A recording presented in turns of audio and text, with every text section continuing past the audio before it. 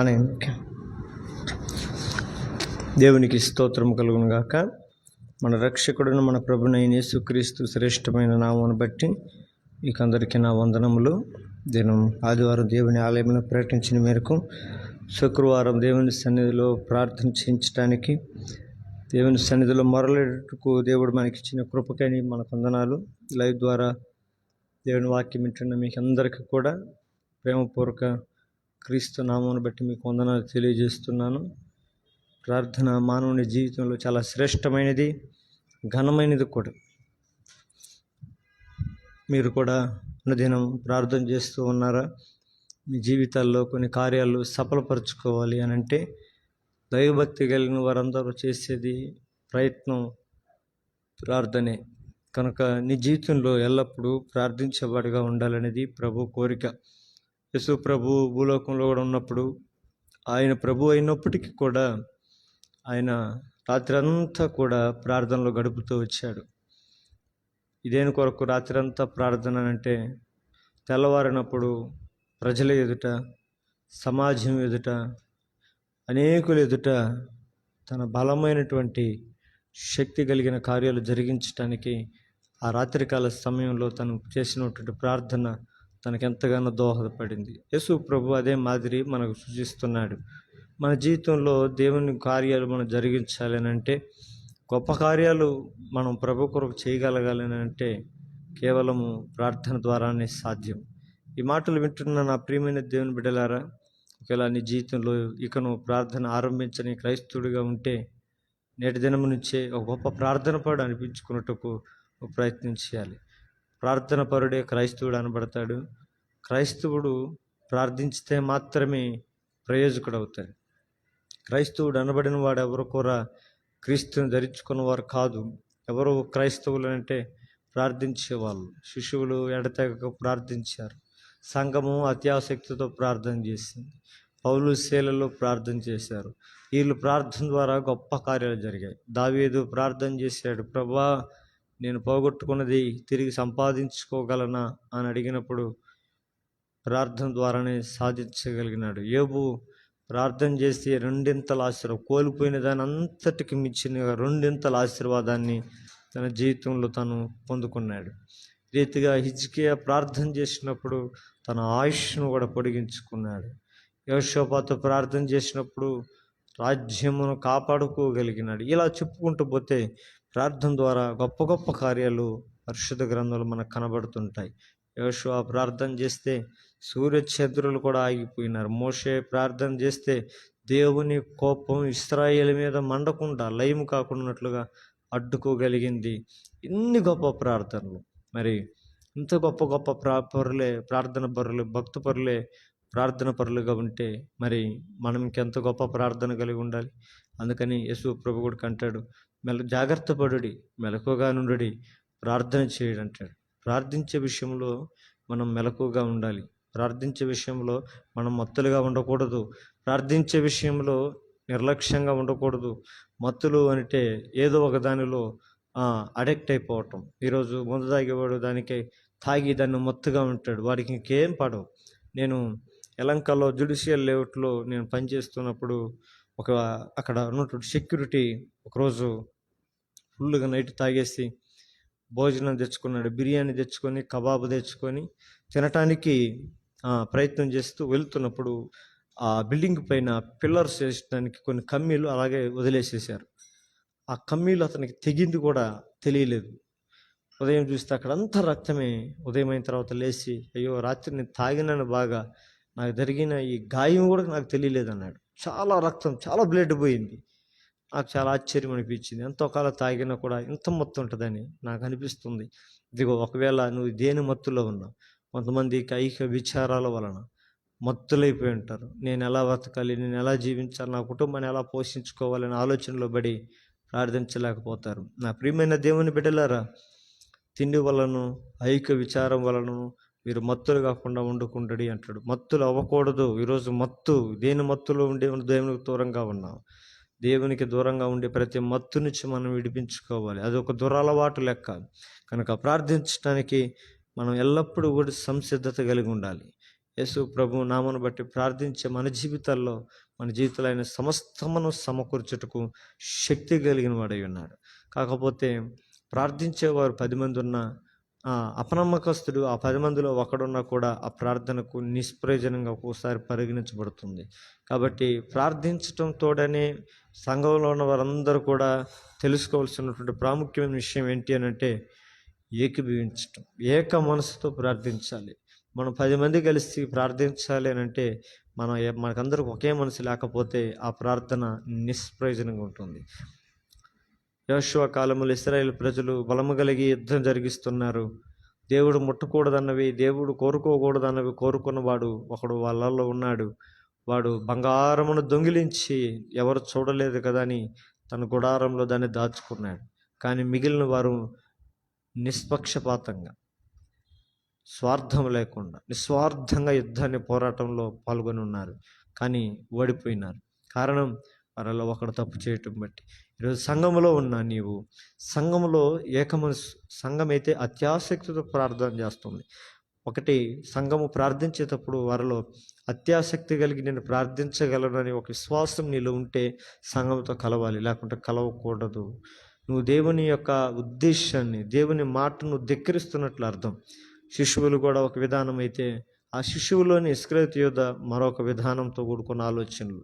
అందుకని మన సొంత విధానాలతో దేవుని పట్ల మన జీవితాల్లో మన కార్యాలు చూడలేం.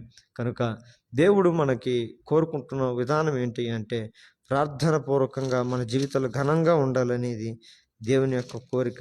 పరిశుద్ధ గ్రంథంలోంచి చూస్తే, పరిశుద్ధ గ్రంథంలో ఒక ఉన్నతమైన కొన్ని మాటలు నేను మీ గమనానికి తీసుకురావడానికి ఇష్టపడుతున్నాను. చూడండి, పరిశుద్ధ గ్రంథంలో విలాప వాక్యములు 3వ అధ్యాయము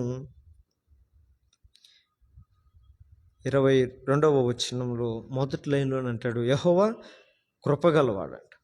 మన దేవుడు ఎలాంటి వాడని మనం ఎరిగి ప్రార్థించాలి. మొట్టమొదటగా ఆయన కృపగలవాడు. మన దేవుడి గొప్పతనం ఏంటయ్యా అంటే అదేనే, ఏంటి? కృప. ఆయన అందరి ఎడల కృప చూపించగలిగినాడు. యెహోవా తను కృప చూపే దేవుడు. ఎవరికి? తనకు ప్రార్థించే వారి ఎడల ఆయన కృప చూపేవాడని పరిశుద్ధ గ్రంథం సెలవిస్తుంది.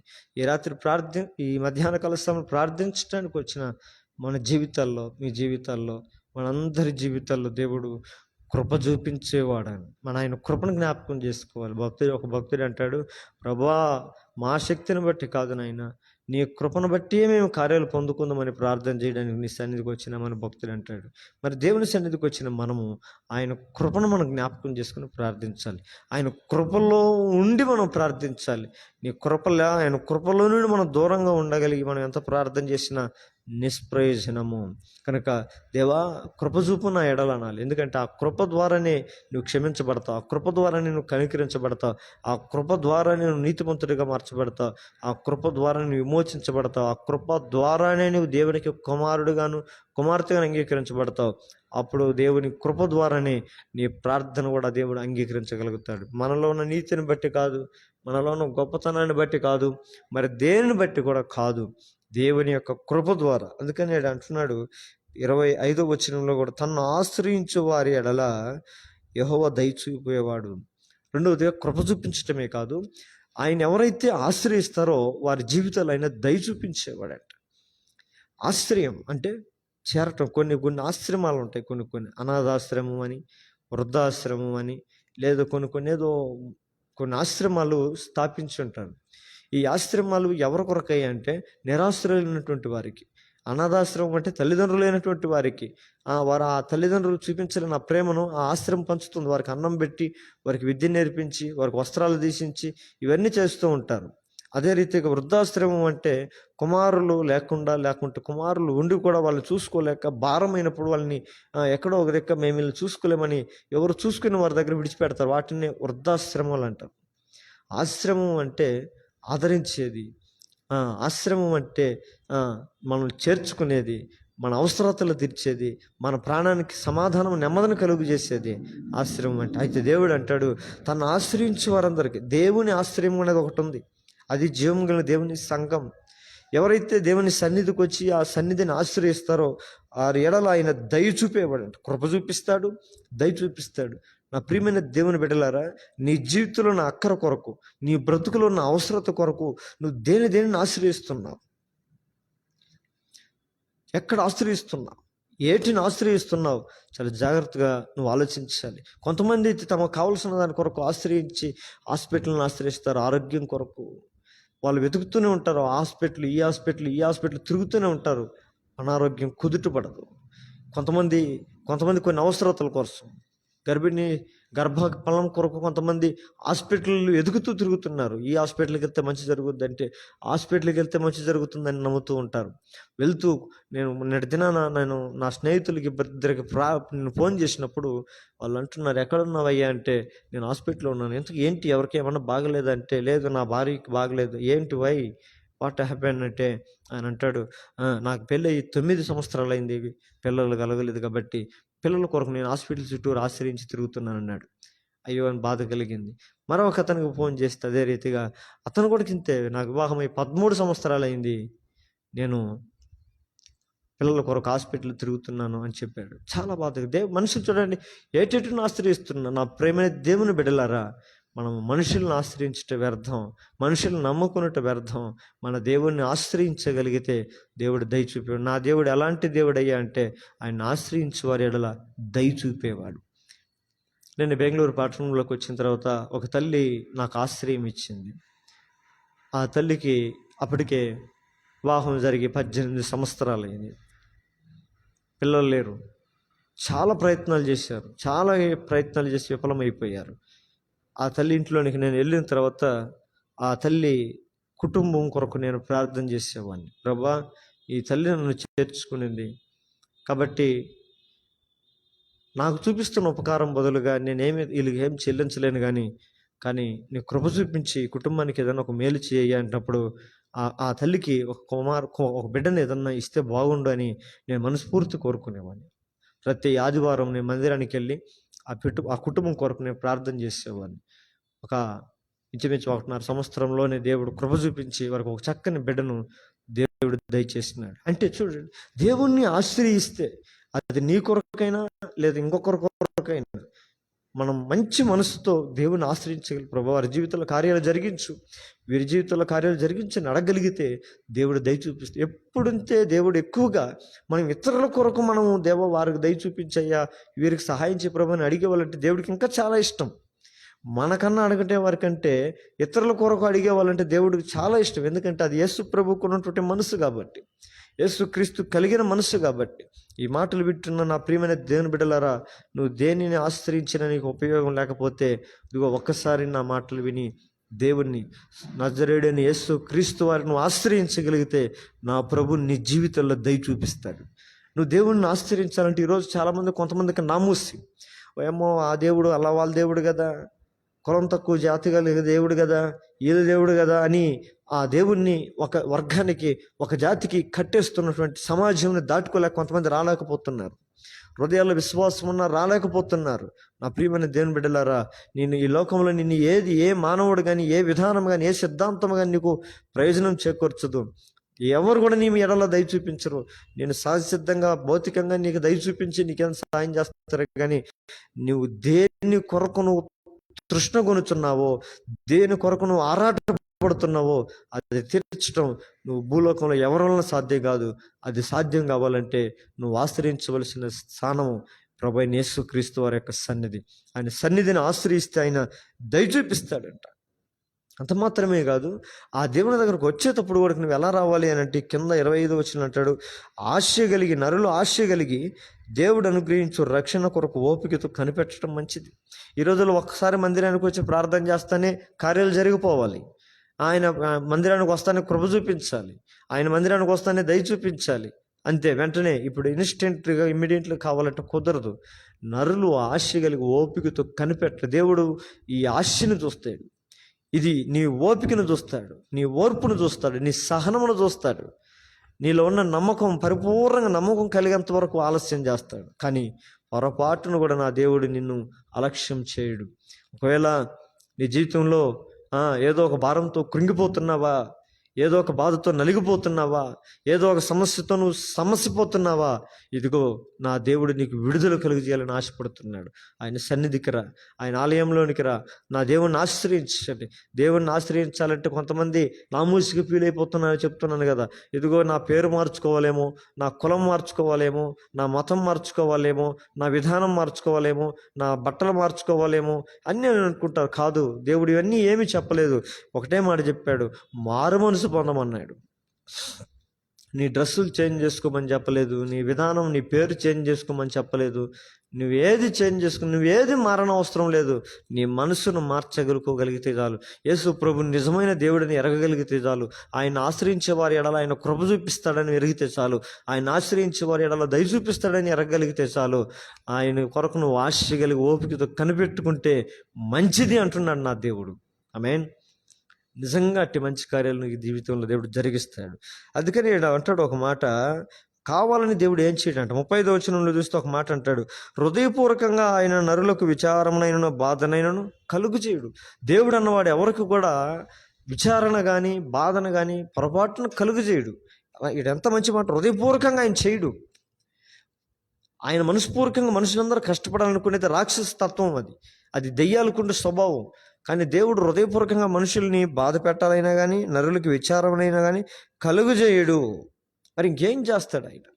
ఆయన దయ చూపించేవాడు, రక్షణ ఇచ్చేవాడు, కృప చూపేవాడు, ఆశ కలిగిన నీ ప్రాణమునైనా తృప్తిపరిచేవాడు నా దేవుడు. ఇట్టి దేవుణ్ణి నువ్వు ఏ విధానంతో నువ్వు చూడగలుగుతున్నావు? ఈ మధ్యాహ్న కాల సమయంలో ప్రభు యొక్క సమ్ముఖమునందు దేవుడు చెప్తున్నటువంటి ఒక మంచి మాటలు, హృదయపూర్వకంగా ఆయన నరులకి విచారం. ఈరోజు నా జీవితంలో ఎందుకు దేవుడు ఎలా చేశాడా అని బాధపడుతున్నావా? దేవుడు ఎందుకు నాకు ఇంత నష్టం కలుగు చేశాడు అనుకుంటున్నావా? దేవుడు ఎందుకు నాకు ఇంత బాధ కలుగు చేస్తున్నాడు అనుకుంటున్నావా? నేనేం ద్రోహం చేశాను? నేనేం పాపం చేశాను? నేను ఎవరికి మోసం చేయలేదే, నేను ఎవరికి ద్రోహం చేయలేదే, నేను ఎవరికి అన్యాయం చేయలేదే, కానీ దేవుడు ఎందుకు, భగవంతుడు ఎందుకు నా జీవితంలో ఎట్లా బాధ కలుగు చేస్తున్నాడు, ఎంత విచారం కలుగు చేస్తున్నాడని కొంతమంది వాపోతుంటారు. ఒక విషయం గుర్తుపెట్టుకోండి, దేవుడు ఎప్పుడు హృదయపూర్వకంగా మనుషుల్ని బాధ పెట్టడు, విచారమును కలుగు చేయడు అని అంటాడు. ఆయన నీ విచారమును కొట్టివేసేవాడు మనం ఆరాధిస్తున్న ప్రభువైన యేసుక్రీస్తు వారు. ఆమేన్. మన విచారములన్నిటి తీసివేసేవాడు మనం ఆరాధించే మన దేవుడు. ఆయన మనం దేని గురించి చింతపడకూడదు అంటాడు. మీరు దేని గురించి చింతపడకండి, ఎందుకంటే మీరు చింతపడితే ఆయన మీ గురించి ఆయన చింతపడతాడు. ఆయనే మిమ్మల్ని గురించి చింతిస్తున్నాడు కనుక మీ చింత యావత్తు ఆయన మీద వేయడని వాక్యం సెలవిస్తుంది. నువ్వు దేని గురించి చింతించాల్సిన అవసరం లేదు. నువ్వు ఏ చింతలో ఉన్నావు? చింత అనేది చాలా ప్రమాదకరమైనది. చనిపోయిన వ్యక్తిని చితికాలు చేస్తే బ్రతికున్న మనిషిని చింత కాల్చివేస్తుంది, అది చంపేస్తుంది, నాశనం చేస్తుంది. కనుక నీ జీవితం చింతలతో నువ్వు సతమతమైపోకూడదనే విషయం గుర్తుపెట్టుకో. చింత నీ జీవితాన్ని నాశనం చేస్తుంది, నీ బ్రతుకును నాశనం చేస్తుంది, నీ ఆరోగ్యాన్ని క్షీణింపజేస్తుంది. ఇదిగో నీ చింతను ఎవరికి చెప్పుకోవాలి? ఎవరు పంచుకుంటారు నా బాధ? ఎవరు తీరుస్తారు నా కష్టం అని అనుకుంటే నా దేవుడు అంటాడు, నా ప్రభు అయిన యేసుక్రీస్తు వారు అంటారు ఒక మాట, ప్రయాసపడి భారం మోసుకొని వచ్చున్న సమస్తమైన జనులారా నా యొద్దకు రండి అంటాడు. ఈ మాట ఎవరైనా పిలుస్తారా? సంతోషంలో ఉంటే రండి, ఆనందంలో ఉంటే రండి అని పిలిచేవాళ్ళు ఈ లోకంలో ఎక్కువ. కానీ నువ్వు బాధలో ఉంటే నేను పిలిచేవాళ్ళు ఎవరు? నీ దగ్గర ధనం ఉంది, నీ దగ్గర సంపద ఉన్నప్పుడు నీ చుట్టూరు జనాలు ఉంటారు. నీకు కష్టం అంటేనే జనాలు దూరం అయిపోతారు. ఈ రోజుల్లో కొంతమంది మానవ తత్వం అలాంటిది. కొంతమందితో మంచిగా స్నేహం చేస్తారు, సహవాసం చేస్తారు. వాళ్ళు మంచి వాళ్ళు, వీళ్ళు మంచి డబ్బు ఉన్న వాళ్ళని, బాగా గొప్ప వాళ్ళని కొంతమంది సహవాసం చేస్తారు. వారు కొన్ని రోజులు సహవాసం చేసిన తర్వాత అయ్యో వీళ్ళంతా వట్టి వాళ్ళే, వీళ్ళు అసలు వీళ్ళ దగ్గర ఏం లేదని వాళ్ళని అవాయిడ్ చేస్తారు. మనుషులు నీ దగ్గర ఉన్నట్టు దాన్ని బట్టి చూసి నీతో ఉండాలనుకుంటారు. అయితే నా దేవుడు నీకున్న కష్టంలో నీకు తోడు ఉండాలని కోరుకుంటాడు. మనుషులందరూ సంతోషంలో మనతో ఉండాలని కోరుకుంటారు. మన దేవుడు బాధల్లో, విచారంలో, దుఃఖంలో ఉన్నప్పుడు మనతో ఉండాలనుకుంటాడు. ఎందుకో తెలుసా? వారు సంతోషంలో పొందుకోవడానికి మనుషులు వస్తే నీ కష్టములో, నీ శ్రమలో, నీ వేదనలో, నీ బాధల్లో, నీ విచారములో దేవుడు పాల్పంపులు పొందుకొని నీకు గొప్ప విడుదల ఇవ్వటానికి దేవుడు ఆశపడతాడు. దేవుని యొక్క ఉన్నతమైన ప్రేమ చూడండి ఎంత బాగుంది. అందుకే కదా ఆయన కృప కలిగిన దేవుడు అనేది. అర్హత లేని వారికి అర్హతనివ్వటమే కృప. పాత్రలు కాకపోతే దానికి దేనికైతే మనము పాత్రలు కమ్మదానికి పాత్రలు చేయటమే దేవుని కృప.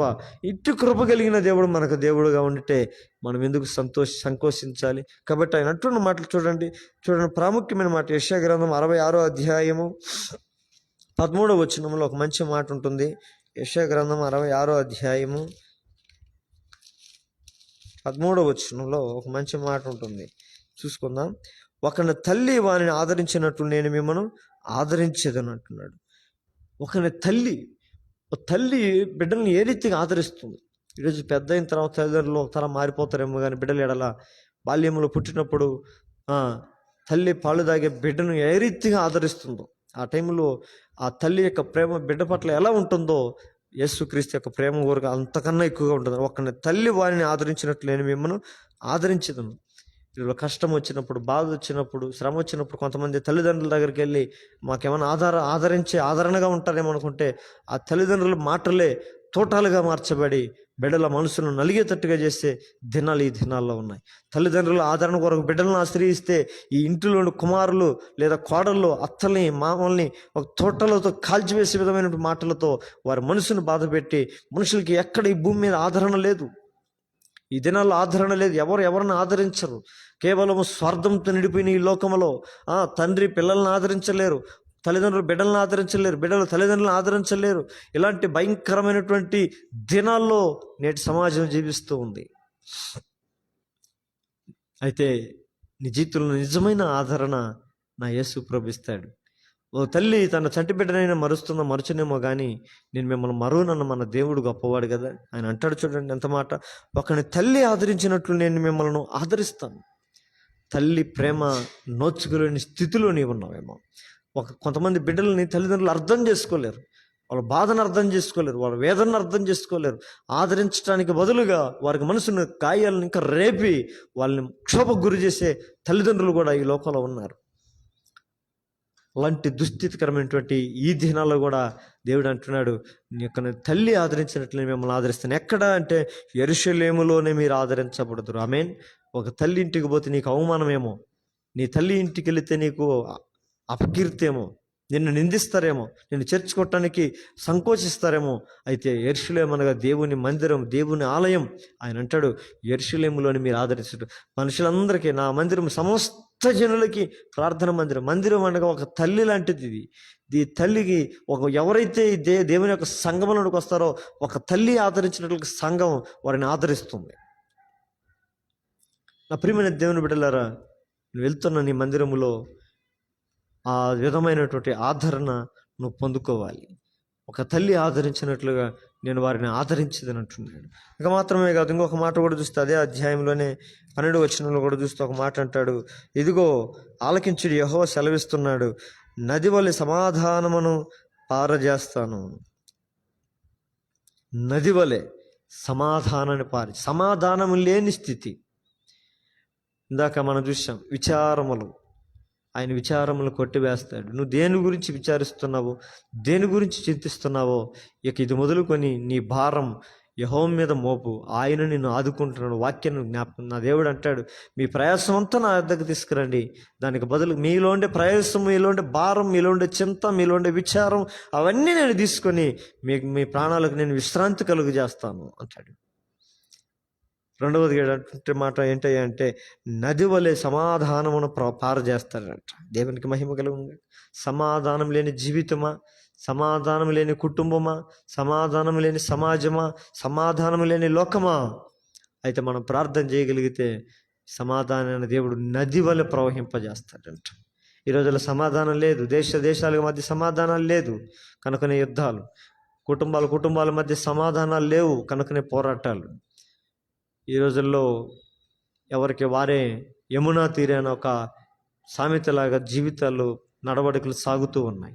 నా ప్రియమైన దేవుని బిడ్డలారా, ఆలకించండి, అంటే వినండి. నువ్వు నిజంగా సమాధానం కోరుకుంటుంటే ఆ సమాధానం ఎక్కడి నుంచి వస్తుందనే విషయం కూడా నువ్వు గ్రహించాలి. సమాధానకర్త అని యేసు ప్రభుకు ఒక పేరు ఉంది. ఇదిగో మనకు శిశువు అనుగ్రహించబడిన, ఆయనకు సమాధానకర్త అని ఒక పేరు పెట్టబడను. సమాధానం ఎక్కడ దొరకదు ఈ భూమి మీద.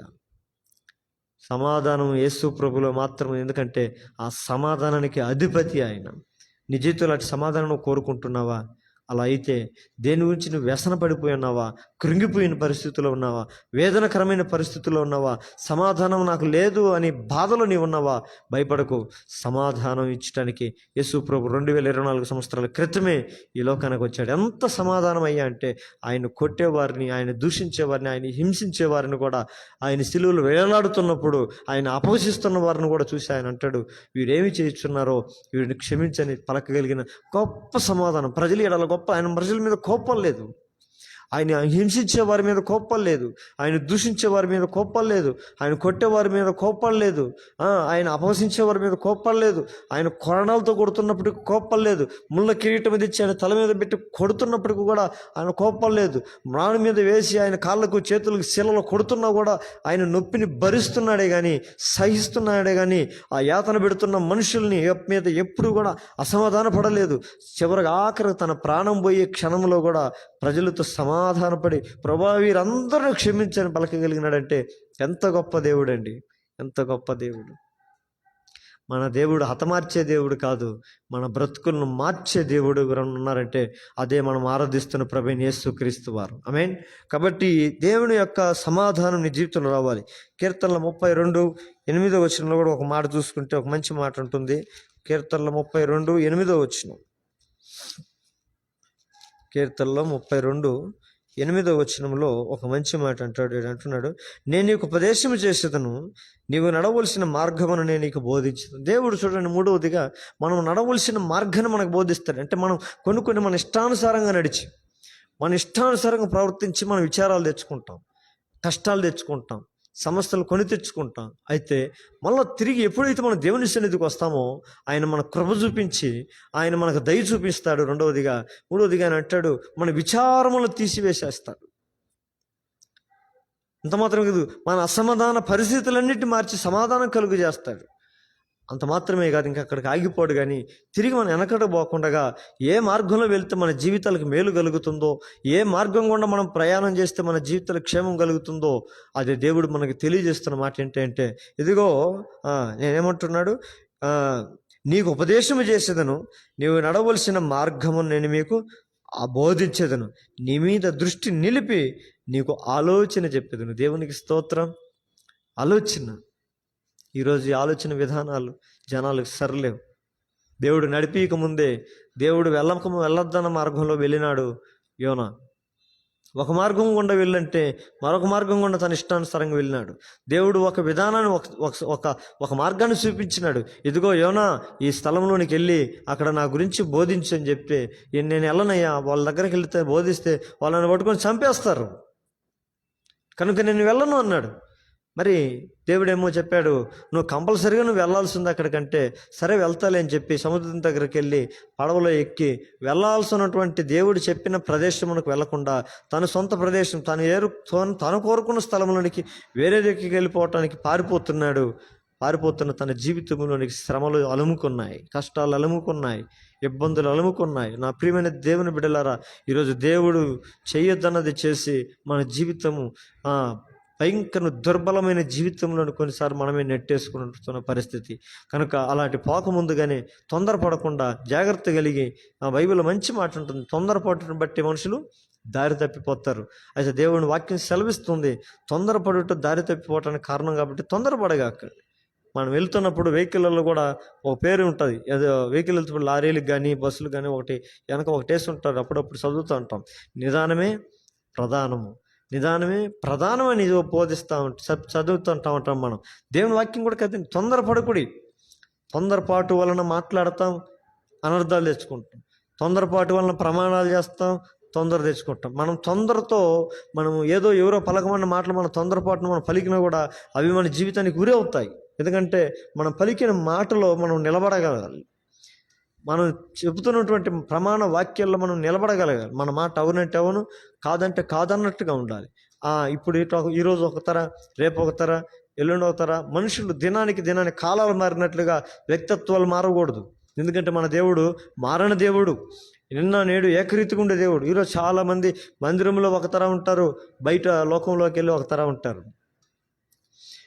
దేవుని ఆలయంలో వాక్యం బోధించేటప్పుడు కుటుంబ ప్రార్థనలో ఒక తర ఉంటారు, దేవుని సన్నిధిలో ఒక తర ఉంటారు, దేవుని సన్నిధి విడిచి లోకంలోకి వెళ్తే లోకస్తులతో ఒక తర ఉంటారు. ఇది ఏంటిది? నువ్వు ఎక్కడికి వెళ్ళినా కూడా దేవుడు నిన్ను నడిపించే మార్గంలో నీతో పాటు ఆయన ఉంటాడు. ఇదిగో నీ మీద దృష్టి నిలిపి నీకు ఆలోచన చెప్పేదను, నీవు నడవలసిన మార్గమును నేను నీకు బోధించదని అంటున్నాడు. నీ ఇష్టానుసారమైన మార్గంలో పోవటానికి కాదు, నీవు నడవలసింది ఏదో ఆయన ఒక మార్గాన్ని ఏర్పాటు చేస్తాడు. అందుకే ఆయన భూలోకి వచ్చిన తర్వాత అంటాడు, నేనే మార్గం అని అంటాడు. నువ్వు యేసు ప్రభువులోకి ఎప్పుడైతే వచ్చావో నీ మార్గం ఆయనకు అప్పచెప్పుకోవాలి. నీ మార్గం యెహోవాకు అప్పచెప్పుకో, అప్పుడు ఆయన నీ త్రోవలన్నిటినీ సరళము చేస్తాడంటుంది వాక్యం. నీ మార్గాన్ని నువ్వు అప్పచెప్ప. మార్గం అంటే ఏంది? నువ్వు నడిచే విధానం, నీ నడవడిక. నీ సొంత ఆలోచనలతో, నీ సొంత తలంపులతో, నీ సొంత విధానముతో నువ్వు ప్రవర్తించకూడదు. దేవుని దగ్గర అడగాలి, మోకాళ్ళేసి, ప్రభువా నేను ఎలా వెళ్ళాలి? నువ్వు బోధిస్తే కానీ నేను వెళ్ళను, నువ్వు బోధిస్తే కానీ నువ్వు నాకు సెలవిస్తే కానీ నేను చెయ్యను, నువ్వు నా వెంట వస్తే కానీ నేను ముందుకు సాగను అని ఒక అనుభవం మన జీవితంలో ఉన్నది. నా జీవితంలో కూడా నేను కొన్నిటిని తొందరపాటు వలన తెచ్చుకొని శ్రమలు తెచ్చుకున్న కొన్ని సందర్భాలు నా జీవితంలో ఉన్నాయి. ఒక్కొక్కసారి తొందరపాటు నిర్ణయాలు, మనుషులు నమ్ముకోవటం వలన, మనుషులను ఆశ్రయించడం వలన వాళ్ళ మధ్యలో మనం చేయి తెచ్చిపెట్టి వెళ్ళిపోతారు. చివరికి ఆఖరికి మనము భయంకరమైన పరిస్థితుల్లో నిలబడాల్సిన స్థితి వస్తుంది. ఆ రీతిగా ఉండకూడదనే దేవుడు అంటున్నాడు, నీ ప్రవర్తన యెహోవా అధికారమునకు అప్పచెప్పుకో, దేవుని సన్నిధికి అప్పచెప్పుకో, దేవుని యొక్క ఉద్దేశమునకు అప్పచెప్పుకో. యేసు ప్రభు కూడా ఈ లోకంలోకి వచ్చినప్పుడు ఒక మంచి ప్రార్థన చేస్తారు, తండ్రి నా చిత్తము నెరవేర్చుటకు నేను రాలేదు, నీ చిత్తమును చేయుటకు దాన్ని తుదముట్టించుటకు నేను ఈ లోకానికి వచ్చి ఉన్నాను. మన దేవుని బిడ్డలమంటే మన మార్గం దేవుడు సూచించే మార్గం మనం నడవాలి. యోనా కాని మార్గంలోకి వెళ్ళి కష్టాలు కొని తెచ్చుకున్నాడు. మనం కూడా అలా వెళితే మన జీవితంలో తిప్పలు తప్పవు. తిప్పలు పడకూడదంటే తిన్నని మార్గమైన దేవుని మార్గంలో మనం నడవాలి. అందుకని నేను అంటున్నాడు, నీకు ఉపదేశం చేసేస్తాను, నీకు నడవలసిన మార్గాన్ని నేను నీకు బోధిస్తాను. దేవుని ఆలయంలో దేవుడిని నడిపిస్తాడు. నువ్వు మందిరానికి వెళ్ళే అనుభవంలో నువ్వు ఉంటే ఖచ్చితంగా మందిరంలో దేవుడు నీతో మాట్లాడతాడు. నువ్వు ఎలా నడవాలో నీకు ఆయన నేర్పిస్తాడు. నువ్వు నీ నడవడికి ఎలా ఉండాలో నేర్పిస్తాడు. అప్పుడు నీ మీద దృష్టి నిలిపి నువ్వు ఎలా, నీకు ఆలోచన కూడా చెప్తాడంట. మన సొంత ఆలోచనలు కాదు, మన సొంత తలంపులు కాదు. ఈరోజు దేవుని సన్నిధిలో ప్రార్థించడానికి వచ్చిన మనము కూడా, తండ్రి నేను నా సొంతంగా నేను ప్రయత్నం చేసి నడిచి నా జీవితంలో కష్టాలు కొని తెచ్చుకున్నానేమో, బాధలు కొని తెచ్చుకున్నానేమో, వీటిలోంచి నన్ను విడిపించను నువ్వు ప్రార్థన చేస్తే, డోంట్ వరీ, దేవుడు నిన్ను విడిపించుటకు శక్తి కలిగిన. దావీదు కూడా ఒకానొక సందర్భంలో పడిపోయినాడు పాపంలో. యుద్ధం చేయాల్సిన సమయంలో యుద్ధం చేయకుండా ఇంట్లో ఉండటం బట్టి ఇంట్లో ఉండన్న ప్రార్థన చేయాలి. ఆయన సాయంకాల సమయమున, ఉదయమున ప్రార్థన చేస్తాను, సాయంకాలం ప్రార్థన చేస్తాను, రాత్రి అంతా నేను ప్రార్థన చేస్తాను. దావీదు ఒక సాయంకాలం ప్రార్థన మాని మిద్ది మీద తిరుగుతున్నప్పుడు చూడరానిది చూసి పాపంలో పడిపోయినాడు. మరి పాపంలో పడిపోయిన దావీదు తిరిగి శుద్ధుడి ఉట్టుకు దేవుని సన్నిధికి వచ్చి ప్రభా అని ప్రార్థన చేస్తున్నాడు. నేను పాపిని, నా పాపంలో క్షమించని ప్రార్థన చేస్తున్నాడు. దేవుడు కృప చూపించి తన ప్రార్థన ఆలకించి తర్వాత తన జీవితంలో ఒక ఉన్నతమైన సర్టిఫికేట్ ఇచ్చాడు. దావీదు నా హృదయానుసారుడు. దావీదు బెత్షెబా విషయంలో తప్ప మరెప్పటికీ కూడా పాపం చేయలేదని బైబిల్ సెలవిస్తాం. మనమైతే పదే పదే పొరపాట్లు చేస్తాం, పదే పదే తప్పులు చేస్తాం. ఒక ఆదివారం మందిరానికి వస్తే ఇంకొక ఆదివారం మందిరానికి రాం. దాన్ని బట్టి మనకేమో ఈజీగా అనిపిస్తుంది. కానీ పరిశుద్ధ గ్రంథంలో ఒక మాట ఉంటుంది, నీ దేవుని యెహోవా ఆజ్ఞలను నీవు గైకొనాలి. నువ్వు దేవుని ఆజ్ఞలను గైకొనకపోతే నువ్వు శిక్ష తెచ్చుకుంటావు. పరిశుద్ధ దినాన్ని ఘనంగా నువ్వు ఆచరించాలి. విశ్రాంతి దినాన్ని ఘనంగా ఆచరించాలి. దేవుని ఆదివారం దినాన్ని ఎట్టి పరిస్థితులు నువ్వు మిస్ కాకూడదు. నీ జీవితంలో ఎన్ని సమస్యలు వచ్చినా కూడా, నువ్వు లేని పరిస్థితులు ఉంటే తప్ప, నీ సమస్య జటిలమైతే తప్ప, నువ్వు దేవుడు ఆరోగ్యం ఇచ్చి, నీకు ఆయుష్ ఇచ్చి, నీకు బలమైనటువంటి నడవడానికి శక్తిని ఇచ్చినప్పుడు నువ్వు కంపల్సరిగా నువ్వు దేవుని ఆలయంలో కనపడాలి. ఎందుకంటే అది ఆజ్ఞ. నా విశ్రాంతి దినంని మీరు తప్పక ఆచరించాలన్నాడు. ఆజ్ఞ అతిక్రమమే పాపము. దేవుని ఆజ్ఞను మీరుటి వల్ల మనం పాపం తెచ్చుకుంటాం. ఇప్పుడు మనకు తెలియదు, ఆ పాపం మనం తెలియనిదు. ఎందుకంటే మన పాపం మనం చేసేది ఏంటంటే, చేసే పాపం ఏంటో మనకు తెలియదు. చేసే మేలు మాత్రం పబ్లిసిటీ అవుతుంటుంది. చేసే అదో పనులు మాత్రం రహస్యంగా చేస్తారు. దొంగతనం రహస్యంగా ఉంటుంది, వ్యభిచారం రహస్యంగా ఉంటుంది. ఎన్ని రహస్యంగా ఒక మనిషిని మోసం చేయాలంటే లోపల ఆలోచిస్తారు, ఎన్ని బయట కనపడవు. మంచి అయితే బాగా డంబాలు కొడతారు, బయట ఎత్తు చేస్తారు. ఈరోజు చెడు అనేది రహస్యమైంది. అది నువ్వు గుర్తించలేవు, గ్రహించలేవు. మనకు తెలియకుండా మన వెనకనే కొంతమంది గోతులు తవ్వుతూ ఉంటారు. ఎన్ని బాహాటంగా ఎవరి హృదయంలో ఏమున్నో ఎవరికి తెలియను, యెహోవాకే తెలియనంటుంది వాక్యం. దాని హృదయంలో ఏముందో ఎవరికి తెలుస్తుంది? ఏమి లేదు. ఈరోజు మనతో అంత బాగానే మాట్లాడతారు, అంత బాగా హృదయంలో కపటం ఉంచుకొని ఉంటారు, హృదయంలో ద్వేషం ఉంచుకొని ఉంటారు, విషం ఉంచుకొని ఉంటారు వాళ్ళ నోటి నిండా. మనతో అయితే మంచి మాటలు మాట్లాడతారు. ఇలాంటి ప్రజల వంచికల మధ్య మనం నివసిస్తున్నాం కాబట్టి మూర్ఖులకి ఈ తరం వారికి వేరే జీవించడం అంటుంది వాక్యం. వీళ్ళందరూ దేవుడు మూర్ఖులుగా చూస్తున్నాడు. కానీ దేవుని మార్గంలో నడిచే బిడ్డలమైతే మనం మార్గం తప్పిపోతున్న వారిని మనం సరైన మార్గంలో నడిపిస్తాం. ఎందుకంటే మన దేవుడు మనకు చేసే ఉపదేశం అది, ఆ బోధించే బోధ అది. ఇదిగో అగ్నిలోని లాగినట్టు కొందరు రక్షించిన మళ్ళీ ఒక తన్నుదని అగ్నిలో పడేయమని కాదు మన దేవుడు చెప్పేది. ఈరోజు మన చుట్టుపక్కల అనేక మంది రక్షణ లేని వారు ఉన్నారు. మనం ఆయన ఉపదేశమును బట్టి నడుస్తున్నప్పుడు, ఆయన ఆలోచన విధానం బట్టి మనం నడుస్తున్నప్పుడు ఖచ్చితంగా నిశ్చయముగా దేవుడు మనల్ని మనం ఇతరులకు ఆశీర్వాదకరంగా ఉండేటట్లుగా దేవుడు మనం మారుస్తాడు. పతనం చేయడానికి పోతున్న సౌలును దేవుడు దర్శించి పౌలుగా మార్చి అనేకమైన సంఘములు తన ద్వారా కట్టబడుటకు దేవుడు అతను వాడుకున్నాడు. పరివర్తన కలిగిన జీవితం దేవుడు నీకు ఉపదేశం చేస్తాడు. ఏంటంటే మంచి ఉపదేశం అంటే మంచి బోధనను, శ్రేష్టమైన సంగతులను నీకు ఆయన బోధిస్తాడు. ఆయన సమభూమి గల ప్రదేశంలో నన్ను నడిపించినట్టాడు. ఇరుకులో ఉన్నావా? ఆయన నేను ఇరుకులో ఉండి నువ్వు దేవునికి ప్రార్థన చేస్తే ఆయన నేను విశాలమైన స్థలంలో తీసుకెళ్తాడు. అందుకని అంటున్నాడు, ఆయన ఉపదేశం మనకు కావాలి. ఈ రోజుల్లో మనుషుల మాటలు చాలా ఇంపార్టెంట్గా తీసుకొని చాలా పెద్ద జనాలు ఎగరపడిపోతారు. అలా ఆయన ఇట్టన్నాడు, నన్ను ఇట్టన్నాడు. దేవుడు చెప్పే మాత్రం లెక్కలేదు. దేవుడు ఈ రీతిగా బ్రతుకు, ఈ రీతిగా జీవించి, ఈ రీతిగా నడువు అని చెప్పే వాటి గురించి ఏమాత్రం కూడా ఎన్నిక చేయట్లేదు, లెక్క చేయట్లేదు. నువ్వు ఈ మాట అన్నావు నన్ను, ఆ మాట అన్నావు నువ్వు అని మనుషుల మాటలు పట్టుకొని గబ్బిలలాగా విరయలాడుతున్న సమాజంలో మనం ఉన్నాం. మరి దేవుడు నువ్వు ఎరిగినప్పటి నుంచి దేవుడు నీతో మాట్లాడుతున్న మాటలు నువ్వు ఎన్ని పెడచమని పెట్టున్నావు, ఎన్ని విడిచిపెట్టున్నావు. దేవుడు ఏ రోజైనా ఒకవేళ నీ ఎదుటి నిలబడి అడిగితే నువ్వు పరిస్థితి ఏంటి? నువ్వు తల ఎక్కడ పెట్టుకోగలుగుతావు? కాబట్టి నా ప్రియమైన దేవుని బిడ్డలారా, మీరు చూస్తున్న మంచి మాటలు, ఆయన ఉపదేశమును బట్టి మనం నడిపించబడాలి.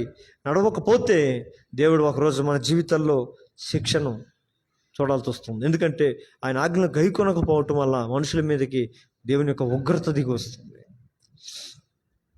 ఎప్పుడైతే యోనా నినివే పట్టణానికి వెళ్ళి తిరిగి తన తప్పు తెలుసుకొని నినివే పట్టణానికి వెళ్ళి వారికి బోధిస్తాడు, ఇదిగో దేవుడు మీతో నన్ను మాట్లాడడానికి పంపించున్నాడు, మీరందరూ ఆయనకి ఎంతో వ్యతిరేకమైన కార్యాలు చేస్తున్నారు, మీరందరూ సరి చేసుకోండి, మీ మనసులు మార్చుకోండి అని ప్రవచించినప్పుడు అక్కడ వాళ్ళందరూ ఆ మాటలు విని భయపడి తమ వస్త్రములు తీసేసుకొని గోను పట్ల కప్పుకొని బూడిదలో కూర్చొని దేవునికి తమ తగ్గించుకోనమని సూచించుకున్నారు. అప్పుడు నాశనమై పోవాలి అని అనుకున్న నినివే పట్టణము రక్షించబడిన పట్టణముగా దేవుడు ఆశీర్వదించినాడు. ఆమేన్. ఇదిగో దేవుడు నీకు కూడా సెలవిస్తున్నాడు. నినివే పట్టణం లాంటి నీ జీవితం ఒకవేళ ఎలా ఉందో, దేవునికి వ్యతిరేకమైన కార్యాలు, దేవునికి అయిష్టమైనటువంటి కార్యాలు, దేవునికి బోధించే బోధ ప్రకారం కాకుండా, వాక్యమును బోధించే విధానం బట్టి కాకుండా, నీవు వాక్యమును వినువాడు మాత్రం అయ్యుండి దాన్ని ప్రవర్తించకుండా నువ్వు జీవిస్తూ ఉంటే నీవే ఒక నినివే పట్టణస్థుడివి అని లెక్క. నీవే ఒక నినివే పట్టణస్థుడివి లెక్క. ఈ మధ్యాహ్న కాల సమయంలో దేవుడు నీతోనే మాట్లాడుతున్నాడు. లైవ్లో వాక్యం పెట్టిన ప్రియమైన దేవుని బిడ్డలారా, దేవుడు నీతోనే మాట్లాడుతున్నాడు. ఎక్కడ నడుస్తున్నావు, ఏ విధానంలో నడుస్తున్నావు, దేవుడు చూపించే మార్గం ఒకటి, ఆ మార్గంలో నువ్వు నడవగలుగుతున్నావా? అయితే దేవుని వాక్యం సెలవిస్తుంది, ఆయన మన ఎడల దృష్టి పెడతాడంట. ఇక్కడ అంటాడు 9వ వచనంలో చూస్తే, బుద్ధి జ్ఞానము లేని గుర్రముల వలె కంచర గాడిద వలన మీరు ఉండకూడి, అవి నీ ఎద్దకు తేబడినట్లు వాటి నోరు వారితోనూ కళ్ళెముతోనూ బిగించువలెను. చూడండి, గుర్రాలకు కానీ ఎట్లా బిగిస్తారు, మనము వాటి కంట్లు కూడా కనపడకుండా సరిగా వాటిని బిగించి రోడ్డు మీద వాడుతూ ఉంటాడు. నా ప్రియమైన దేవుని బిడ్డలారా, దేవుని యొక్క నడిపింపు మనకు కావాలి. అందుకని ఆయన నడిపిస్తాడు. ఎందుకంటే దేవుడు కృప కలిగిన వాడు. మనం చూస్తూ వచ్చిన మాటలన్నీ జ్ఞాపకం చేసుకోవాలి. ఆయన ఆశ్రయించి వారి ఎడల ఆయన దయ చూపేవాడు. ఆయన వారి విచారములన్నిటి కొట్టివేసేవాడు. అసమాధానం తీసేసి సమాధానం నది వలె ప్రవహింపజేసేవాడు. 4వదిగా ఆయన మనకు బోధ చేసేవాడు. మనం నడవలసిన మార్గాన్ని నేర్పించేవాడు. ఒక తల్లిదండ్రులు బిడ్డల్ని, చిన్న బిడ్డలు ఏదైతే చేయి పెట్టి నడిపిస్తారో ఆయన మనల్ని చేయి పెట్టి మనల్ని నడిపించాలనుకుంటాడు. ఈరోజు నీ చెయ్యి దేవుని చేతిలో ఉందా? లేదా నువ్వు దేవుని చెయ్యి కష్టం వచ్చినప్పుడు దేవుని చెయ్యి పట్టుకోవటం, కష్టం తొలగిపోయినప్పుడు నీ చెయ్యి వదిలేయటం, ఇది మంచి అలవాటు కాదు. మనము ఆయన చేయి పట్టుకున్నట్టు కంటే ఆయనే మన చేయి పట్టుకోవటం మనకి ఎంతో శ్రేష్టం. మనము ఒక్కోసారి విడిచిపెట్టచ్చు, కాబట్టి ఆయనైతే విడవడు. నేను విడవను ఎడబాయినని మాటిచ్చినాడు మన దేవుడు. ఎప్పటికి కూడా మనం విడిచిపెట్టడు. నువ్వు ఒక్కసారి ఆయన దగ్గరకు వచ్చావు, ప్రభా నన్ను ఆకర్షించయ్యా, నన్ను అంగీకరించు ప్రభు, నీ బిడ్డగా నన్ను మార్చుకో ప్రభు అంటే ఆయన మార్చుకుంటాడు, ఆయన నేను పట్టుకుంటాడు. అందుకని నేను ఎప్పుడైతే కుమారుడిగా, నువ్వు ఎప్పుడైతే తండ్రినిగా, నువ్వు దేవుడిగా నువ్వు ఆయన హృదయంలో స్థానం ఇస్తావో, అప్పటి నుంచి నీకు ఆయన ఉపదేశం చేయడం మొదలు పెడతాడు, నీకు బోధ చేయడం మొదలు పెడతాడు, నువ్వు నడవలసిన మార్గాన్ని నీకు తెలియజేస్తూ ఉంటాడు. ఈరోజు ఆ మార్గంలో నడుస్తూ నువ్వు ఇతరులను నడిపించాలి. మోషేకు ఒక మార్గాన్ని చూపించాడు. ఇశ్రాయేల్ దగ్గరికి వెళ్ళి 6,00,000 మంది జనాన్ని ఆయన నడిపించాడు బయటికి. యెహోషువ దేవుని మాట విన్నాడు, నడిపించే మార్గంలో వెళ్తూ ఇశ్రాయేలుకు స్వాస్థ్యం పంచేటట్లుగా తను వాడుకున్నాడు. శిశువులను కూడా అంతే ఆయన ఎన్నుకున్నాడు. వాళ్ళు దేవుని ఆజ్ఞలను గైకుంటూ ప్రపంచమంతా సువార్త ప్రకటించడానికి వెళ్ళారు. సర్వలోకమునికి వెళ్ళి సర్వసృష్టికి నా సువార్తను ప్రకటించడని చెప్పినాడు. వాళ్ళు సర్వలోకానికి వెళ్ళి సువార్త ప్రకటించితే ఆ సువార్త ద్వారానే రక్షించబడిన వారు మనందరము కూడా. ఇక రక్షణ లేని వారు ఎంతమంది ఉన్నారో వారి సువార్త ప్రకటించవలసిన బాధ్యత కూడా కాదు మనకే. ఎందుకంటే ఆ దేవుడు, మన దేవుడు, అది కూడా మనకు బోధిస్తున్నాడు. కాబట్టి ఇంకొక మాట చూసుకొని మన ప్రార్థన, నిర్గమకాండ 15వ అధ్యాయము 26వ వచనం. నిర్గమకాండం 15:26.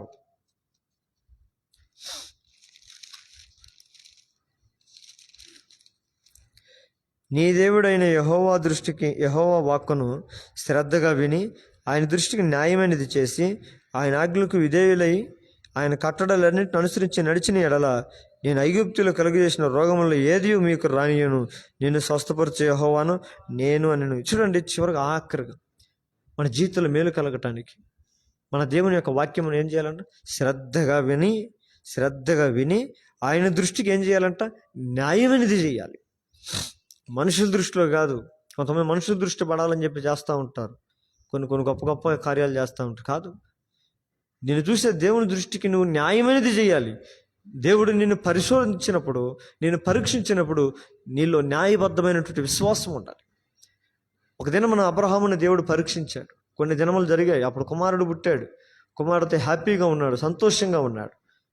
ముద్దులు పెట్టుకుంటూ అబ్బా నా కుమారుడా ఇస్సాకు అంటూ హ్యాపీగా బతుకుతున్న ఆ సందర్భంలో దేవుడు వాక్య ప్రత్యక్షమై అబ్రహామా అని పిలిచాడు. చిత్తము ప్రభా అన్నాడు అబ్రహాము. ఏంటి చెప్పండి ప్రభా అంటే, నీకు ఒక్కగానొక్కనై కుమారుడు, నువ్వు ప్రేమిస్తున్న నీ కుమారుణ్ణి నాకు బలి అని చెప్పాడు. అంతే. ఇస్తావా అని కూడా అడగల. నేను ఒకటి అడగాలనుకుంటున్నాను, చేస్తావా అని కూడా అడగల. దేవుడు నీ పర్మిషన్ తీసుకోడు. దేవుడు నీకు ఆజ్ఞాపిస్తాడంతే, నీకు ఉపదేశం చేస్తాడంతే, నీకు బోధిస్తాడు. రిక్వెస్ట్ చేసుకునేది ఏముండదు. నువ్వు నడవలసిన మార్గాన్ని నీకు బోధిస్తాడు ఆయన. అబ్రహాము దగ్గరకు వచ్చి నీ ఒక్కగానొక్క కుమారుడు, నువ్వు ప్రేమిస్తున్న కుమారుడు నాకు బలివు అంతే అంటే మరో మాట మాట్లాడకుండా ముందుకు సాగి వెళ్ళిపోయినాడు అబ్రహాము. తన కుమారుని కూడా బలి ఇవ్వటానికి ఏమాత్రం వెనకాడలేదు. చూడండి, అయితే దేవుని యొక్క ఆజ్ఞలు ఈరోజు వింటూ ఉన్నారు. చాలామంది మందిరానికి ప్రతి ఆదివారం ఆలయానికి వస్తారు. దేవుడు చాలానే మాట్లాడతాడు. ఎంతమంది మార్చుకుంటారు? అబ్రహాములాగా ఎంతమంది సరి చేసుకోగలరు? అబ్రహాములాగా ఎంతమంది దేవుని మాటను బట్టి నడవగలుగుతున్నారు? దేవుని దృష్టికి న్యాయమైనది చేయాలి, అది కష్టమైనా సరే. ఒక్కోసారి నిన్ను కష్టాల గుండా నిన్ను నడిపిస్తూ ఉంటాడు, శ్రమల గుండా నిన్ను నడిపిస్తుంటాడు, వేదనల గుండా నడిపిస్తుంటాడు. అప్పుడు అది దేవుని దృష్టికి న్యాయమైంది. నీ దృష్టికి అన్యాయంగా కనపడొచ్చేమో. నేను ఎందుకు అన్యాయంగా వీళ్ళతో మాట్లాడాలి, నేను ఎందుకు అన్యాయంగా వీళ్ళ దగ్గర నిందలపడాలి అని నీకు అనిపిస్తుండొచ్చేమో. కానీ ఒకవేళ అది దేవుని దృష్టికి న్యాయమైందేమో. దేవుడు న్యాయంగా చేయటానికి లోకానికి వచ్చాడు కదా. అయితే ఆయన అన్యాయపు తీర్పు పొందినాడు ప్రజలు ఎదుట. కానీ అది లోకానికి అన్యాయంగా కనపడదు, కానీ మనందరికీ అది న్యాయం. ఆయన రక్తం మనకు ప్రోక్షణ కావాలి. రక్త ప్రోక్షణ ద్వారా, ఆయన శిలువ మరణం ద్వారా పాపికి విడుదల కలగాలి, మరణం ఓడింపబడాలి, గొప్ప విజయం తీసుకురావాలనేది దేవుడు ఆ అన్యాయాన్ని భరించినాడు. కానీ ఆయన దృష్టిలో అది న్యాయం, చూసే వాళ్ళ దృష్టిలో అది అన్యాయం. ఈరోజు నీవు దేన్ని బట్టి, నువ్వు దేవుని ఆజ్ఞలు బట్టి న్యాయమైనది చేస్తున్నావా? ఆయన ఆజ్ఞలకు విధేయులై ఉండాలి. ఆయన కట్టడలన్నిటినీ అనుసరించి నడవాల్సిందే. ఈరోజు నీ నడవడిక ఎలా ఉంది? ప్రార్థన చేసుకుందాం. మన నడవడిక ఎలా ఉంది? మనం నడుస్తూ వెళ్తూ ఉండాలి. దేవునితో పాటు నడవాలి, దేవునితో పాటు ముందుకెళ్ళాలి. కష్టాలు ఉంటాయి, బాధలు ఉంటాయి, ఇబ్బందులు ఉంటాయి, శ్రమలు ఉంటాయి, వేదనలు ఉంటాయి, అవమానాలు ఉంటాయి, అన్నీ ఉంటాయి. కానీ ఆయన నీలోని సహనాన్ని చూస్తాడు. ఆయన కొరకు ఆ నరులో ఆశ కలిగి యెహోవా కొరకు కనిపెట్టుకున్నట మంచిది అంటున్నాడు. ఇన్ని బాధల్లో కూడా దేవుని కొరకు కనిపెట్టుకునే తత్వం నీలో ఉందా? అయితే ఇదిగో ఆ విశ్వాసానికి దేవుడు త్వరలోనే నీ జీవితంలో కార్యం చేయడానికి ఇష్టపడుతున్నాడు. ఆ యొక్క నిరీక్షణ నేను సిగ్గుపరచదు. దేవుని కొరకు ఎదురు చూసే నీ జీవితం ఏమాత్రం కూడా నేను ఒకరోజు బాధ పెట్టదు. నువ్వు దేని కొరకు ఎదురు చూస్తున్నావో, నువ్వు ఏ శ్రమల గుండా ముందుకు సాగిపోతున్నావో వాటన్నిటికీ నా దేవుడు విడుదల బలికే రోజు దినం ఆసన్నమైంది. మోకాల మీదకి వద్దాం, ప్రార్థనలోకి వెళ్దాం. దేవుని యొక్క మాటల్లో మనం జ్ఞాపకం చేసుకుందాం. విలాప వాక్యములతో దేవుడు మనతో మాట్లాడుతూ వచ్చినాడు. ఆయనను ఆశ్రయించే వారందరి ఎడల ఆయన దయ చూపేవాడు. ఈరోజు ఆయన ఆశ్రయించుతూ వచ్చాం. దేవుని దయ, దేవుని కృప మనకుంది. ఆయన మన విచారములన్నీ తీసివేసేవాడు. దేని గురించి మన విచారాలు ఉన్నాయి, ఆ విచారాలన్నీ ఆయన ముందు పెట్టాలి. రెండవదిగా ఆయన సమాధానమును నది వలె ప్రవహింపజేసేవాడు. అసమాధాన స్థితి ఉందా? ఈరోజు దేవుని సన్నిధిలో మనం ప్రార్థించాలి. మూడవదిగా దేవుని యొక్క ఆజ్ఞలు మనం గైకొనాలి. పూర్ణ హృదయంతో మనం గైకొనాలి. ఆయన ప్రేమించాలి. చివరిగా ఆఖరిగా ఆయన కట్టడలను, ఆజ్ఞలను మనం విధేయులం అవ్వాలి. అంటే చేసే తట్టుకున్నప్పుడు అప్పుడు వారిని పాలు తేనెలు ప్రవహించే దేశంలో చేరస్తానని మాటిచ్చినాడు దేవుడు. ఈరోజు రాబోయే రోజుల్లో ఇవన్నీ మన జీవితంలో అమలుపరుచుకొని దేవుడు ఒక శ్రేష్టమైన జీవితాన్ని, శ్రేష్టమైనటువంటి ఆనందాన్ని, శ్రేష్టతో కూడుకున్న ఆశీర్వాదాలను ఈ వాక్యం పెట్టిన మీ జీవితాల్లో, మన జీవితాల్లో, మనందరి జీవితాల్లో దేవుడు దయచేయను గాక. ప్రార్థన చేసుకుందాం.